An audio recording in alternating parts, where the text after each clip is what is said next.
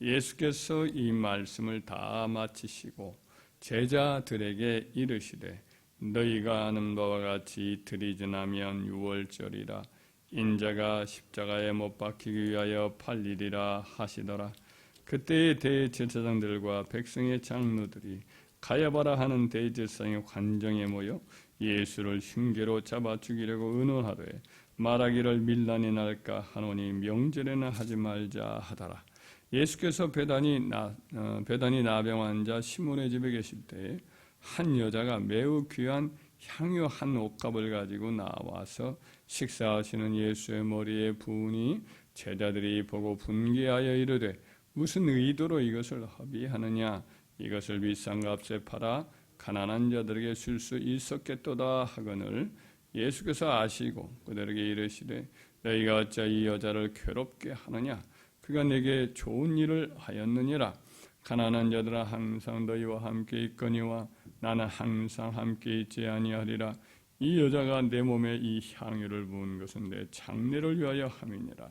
내가 진실로 너희에게 이르노니 온 천하에 어디서든지 이 복음이 전파되는 곳에서는 이 여자가 행한 일도 말하여 그를 기억하리라 하시니라.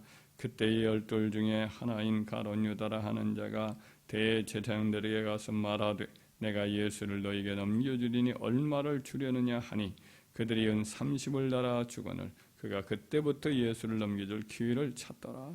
아멘. 오늘 본문의 말씀에 보면 이제 두 가지 사건이 나오죠. 베다니의 마리아가 그 간직에 왔던 향유값을 깨뜨려서 예수님의 몸에 이제 부어 드리는 일이 하나 있고, 또 하나는 이제 가룟 유다가 예수님을 은 30냥에 팔기 위해서 대제사장 가문과 이제 거래 약속을 하고 은 30냥을 이렇게 받는 그런 일이 나오죠. 자, 이 굉장히 대조적인 이 일인데 마치 이제 연이어져 있는 것으로 그렇게 기록을 하고 있어요. 근데 사실은 이 사건은 한 3일 내지 4일이 간격이 있는 별도의 사건입니다. 2절에 보면 너희가 아는 바와 같이 이틀이 지나면 유월절이라. 이틀 전에 이제 그 예수님께서 하시는 말씀이 나오고 대제사장들이 그 대제사장 관정에 모여서 예수님을 어떻게 하면 잡아 죽일까 이렇게 의논하는 내용이 2절에 나오죠. 그런데 이제 그 중간에 예수께서 베다니 나병 환자 시몬의 집에 계시면서 있을 때에 마리아가 향유를 붓는 사건이 이 가운데 있고, 그리고 14절에 보면 그때에 열둘 중에 하나인 가룟 유다가 대제사장에 가서 말한다 이런 내용이 나와요. 그래서 전체적으로 보면 마치 유월절 이틀 전에 일어난 사건으로 이어져 있는 것으로 보지만은 이렇게 기록을 해요. 마태복음도 그렇고 마가복음도 그래요. 그러나 요한복음에 보면은 요한복음은 전혀 다르게 시간적인 차이가 있는 것으로 말해요. 예수님께서 요단강 편에서 마지막 사역을 하고 올라와요. 올라와서 이제 그 때가 언제냐면 유월절 엿새 전에 올라와서 베다니 한 동네의 문둥병자 시몬의 집에서 식사 대접을 받을 때에 그때 이제 마리아에 의해서 발에다가 그리고 머리에다가 기름 붓는 향유 옥합을 깨뜨려서 기름 붓는 내용으로 기록되어 있어요. 그러니까 여기서는 마태복음 복음하고 마가복음에는 6월절 이틀 전이라고 되어 있고, 그리고 요한복음에는 역세전이라고 분명히 기록을 하고 있고, 이 올라오는 예수님의 경로 행로로 보면 그 여서전에 있었던 사건이 맞거든요. 구체적으로 기록되어 있으니까. 오자마자 이제 베다니에 도착을 하거든요. 그리고 그날 밤에 식사를 한 것으로 이해할 수가 있어요. 근데 왜 그런 마태복음은 마가복음은 이 사건을 하나의 연이어진 사건으로 기록을 하고 있을까? 오늘 본문의 말씀에 보면 가룟 유다가 예수님을 팔려고 하는 그 사건을 기록하는 내용으로 보는데 그 중간에다가 왜 마리아의 헌신의 이야기를 삽입을 했을까? 좀 궁금한 내용입니다. 의도가 있는 거죠. 그래서 이것은 시간차가 있는 별도의 사건인데 어떤 의도냐면 이 두 사이가 내면적으로 영향을 서로 주고받고 있다는 그런 것을 알 수가 있어요. 주제가 하나예요. 하나는 물질에 관한 문제입니다. 두 사건이 물질에 관한 문제고 가룟 유다의 범행 동기에 어떤 의미에서는 매우 간접적이지만 강력한 영향을 끼친 사건이 베다니 마리아의 이와 같은 기름 부은 사건이었다라는 것을 말해주고 있는 거죠. 그러니까 마리아의 입장에서는 이제 향유옥합을 예수님께 부어드렸어요. 그것은 주님에 대한 그녀의 사랑, 주님에 대한 그녀의 마음을 이제 그렇게 표현을 한 거죠.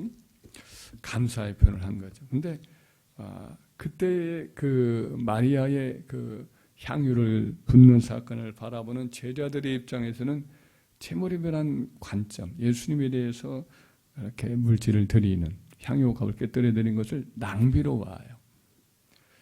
특별히 이제 제자 중에 가룟 유다는 돈깨를 맡은 자답게 그 비용을 금색 향유옥합의 가치를 환산을 해서 말을 하죠.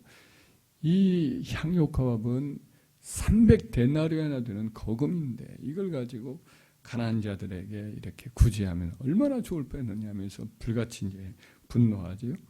여기 300데나리온 하나가 노동자 일을 하루 품삯이면 적게 요즘 이제 치면 10만 원으로 쳐도 3천만 원입니다. 3천만 원이나 되는 거금이 이제 향유옥합의 가치에서 인도에서 이제 수입해 와서 그것을 결혼할 때 이렇게 쓰는 정도의 비용으로 삼거나 아주 이제 부자들의 말하자면 그 비싼 이제 사치품 비슷하게 사용도 하던 그런 거였거든요. 아니면 이제 사람이 죽었을 때 거기에다 이렇게 바르기도 하고 그런 아주 비싼 건데 이 3천만 원이 드는 그 향유값을 일시에 예수님의 발에다가 붓는단 말이죠. 몸에다가 발, 머리, 몸에다가 이렇게 붓는 것은 이것은 막 엄청난 낭비인 거죠. 관점이 똑같은 행위를 바라보는 관점이 하나는 하나님에 대한 예수님에 대한 사랑, 분에 넘치는 구원의 은혜, 오빠 나사로를 살려주는 것에 대한 한없는 감사, 이것에 대한 표현이죠. 작은 표시라고 생각을 했을 거예요. 마리아는 이런 것은 이것을 주님께 부어 드린다 해도 크게 넘치는 구원의 은총에 대한 비한다면 아무것도 아니라고 생각을 했을 겁니다만, 그러나 이 가룟 유다나 제자들의 입장에서는 낭비예요. 허비예요.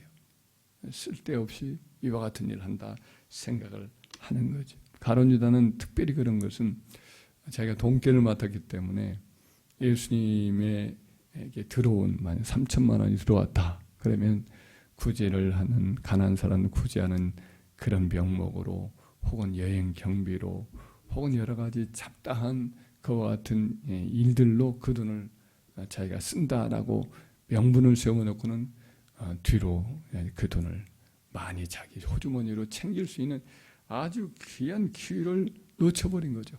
그러니까 너무 큰 손해니까 속이 상하고 배가 아프고 화가 났던 것이죠. 예수님은 이 가룟 유다의 마음을 알기 때문에 그래서 그 분노하고 막 시끌시끌한 제자들 앞에서 마리아의 행위를 두둔하죠. 칭찬하죠. 너희가 어찌 이 여자를 괴롭게 하느냐. 그가 내게 좋은 일을 하였느니라. 가난한 자들은 항상 너희와 함께 있거니와 나는 항상 함께 있지 아니하느라. 이 여자가 내 몸에 향유를 부은 것은 내 장례를 위한 것입니다. 예수님의 십자가의 죽으심에 대한 제자들에게 이 말씀을 하는 대목인데 이제 이 말씀을 이와 같이 이미 제자들에게 하는 마당인데 이제 제자들은 이 일을 어느 정도는 알고 있어요. 장래가 곧 있을 것이다 라는 것을 알고 있는데 그걸 위한 것이라는 거예요. 마리아가 오히려 그걸 준비하는 거죠. 자기들은 아무 생각이 없는데 내가 진실로 이르노니 온 천하에 어디서든지 이 복음이 전파되는 곳에는 이 여자가 행한 일도 말하여 그를 기억하게 하리라. 기념하게 하리라. 이런 말씀으로 그 여인의 행실을 칭찬을 하고 가치를 부여해 주죠.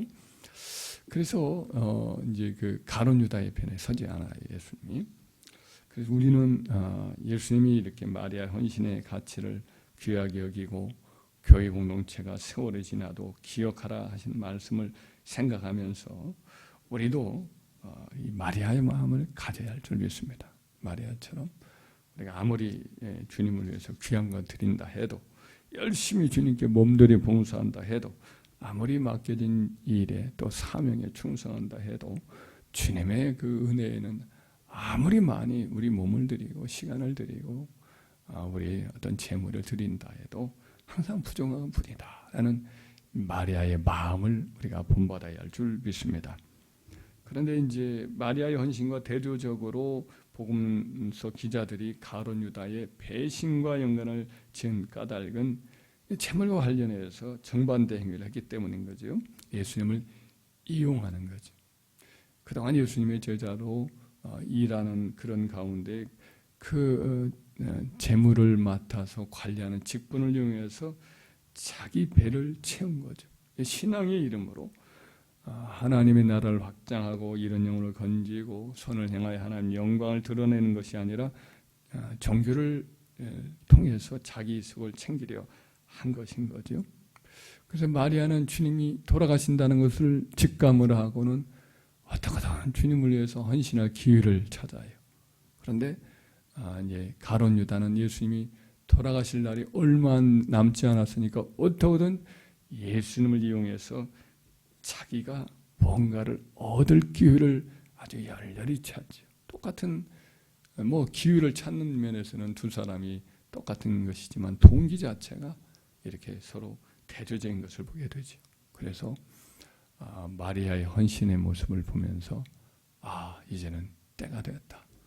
나는 이제 예수님을 팔아서라도 내 몫을 챙겨야겠다. 그렇지 않으면 아예 이제 기회가 없어질 것이니까 하고는 이게 배신의 결심을 굳히는 계기가 가룟 유다가 그런 계기를 바로 마리아의 헌신의 그때로 생각을 한 거지.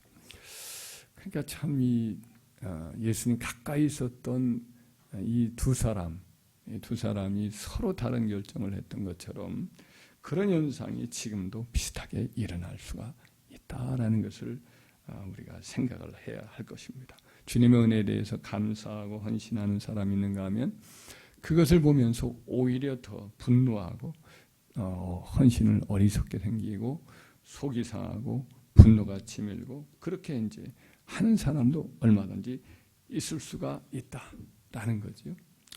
그래서 우리는 하여튼 예수님을 따라다니면서 예수님을 섬기면서 가룟 유다와 같은 이런 이제 종교의 이름으로 신앙의 이름으로 뭔가 자기 이익을 차리려는 욕심을 하여튼 정말 조심을 해야 될 것 같아요. 성경은 하나님께 헌신하면 하나님께서 기뻐해 주시고 세상에서 복을 주신다는 약속이 참 많이 있습니다. 그러나 무엇인가 이 지상적이고 세속적인 이득을 얻으려고 신앙적인 행위를 한다. 동기 자체가 그것이 앞선다. 이걸 당연시하는 내용은 하나도 없는 것 같아요. 도리어 가진 바를 족하게 여기고 탐심을 버리라 라는 말씀이 많이 나오죠. 경고가 많죠. 돈을 사랑하는 것은 일만하게 뿌리라. 이것으로서 믿음을 이제 저버리고 그리고 자기 영혼을 버렸다. 근심으로 자기를 찌르고 영혼을 잃어버리는 그런 일이 많다라고 경고하는 일들이 많습니다. 그래서 우리가 하나님 우리 쓸 것을 챙겨주시고 착한 일을 하도록 넘치게 부어주시기도 하지만은 우리 편에서 이 신앙의 행위를 할 때에 하나님께 이제 물질의 복을 막 달라고 재물을 더 달라고 때를 쓰는 것은 자칫하면 그 정도를 넘어서면 신앙의 탈을 쓰고 자기 이속을 채우려고 했던 가룟 유다와 같이 편질들 우리가 있으니까 항상 우리는 마리아의 마음을 가져야 하겠다는 생각을 굳혀야 될 거예요. 어떻게든 주님을 위해서 그 은혜를 생각하면서 더 우리 자신을 드리려고 헌신하려고 아무리 갚아도 갚을 길이 없음을 알고 항상 그 은혜를 찬양하는 마리아의 편에 서기를 우리는 힘써야 할 줄 믿습니다. 그 기회를 항상 찾아서 주님의 그 사랑을 감격하고 몸으로 시간으로 기도로 봉사와 전도로 주님의 은혜에 갚을 기회를 찾는 마리아가 되고 어떻게든 우리 욕심이나 야망을 위한 도구로 신앙을 삼으려는 유혹에 대해서는 의도적으로 끊어내기를 항상 힘쓰는 경건의 훈련에 힘쓰는 저희가 되기를 주의 이름으로 축원합니다.